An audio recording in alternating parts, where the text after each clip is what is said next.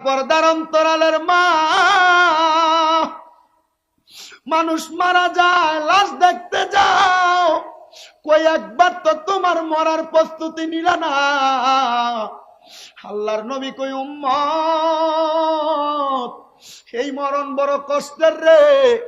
ওই দুই ফেরেশতা, আযাবের ফেরেশতা, ওই ফেরেশতার চেহারা দিয়ে তাকাইলে বান্দা বিছানার মধ্যে ভয়ে প্রস্রাব পায়খানা কইরা দেয়। হে যুবক, কেমনে রে গুনার কাম করো, কেমনে রে তুমি নামাজ ছাইরা দাও। একবার চিন্তা করো, মরার সময় তোমারে কত কষ্ট দেওয়া হবে।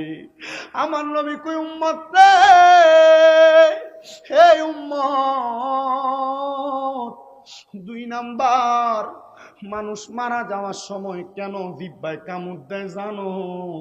ইয়া রাসূলুল্লাহ, জানি না। নবী আমার কয়, আজরাইল যখন সামনে আসে, রূহটা কবজ করার সময় ওই বান্দার বুকের মধ্যে হাত দেয়।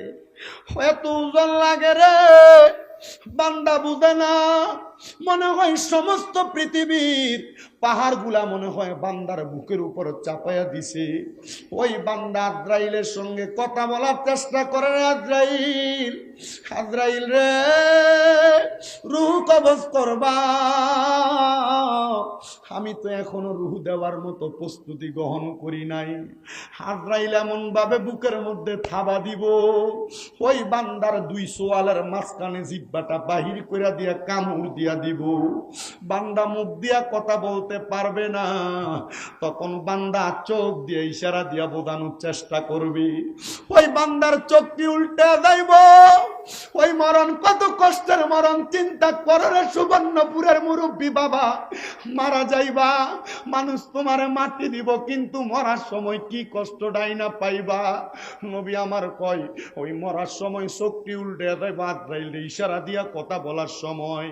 হে বান্দা, নাকে মুখে দিয়া কেন রক্ত বাইর হইবে একবার তো জানতে চাইলা না? আমার নবী কয়, আজরাইলে বুকটার মধ্যে হাতটা রাখার সাথে সাথে বান্দার দুই হাতের সাহারকটা ঠাস ঠাস করে ছিঁড়া যায়, বান্দার পায়ের রগগুলা ছিঁড়া যায়। মানুষ মইরা গেলে যে শক্ত হয়ে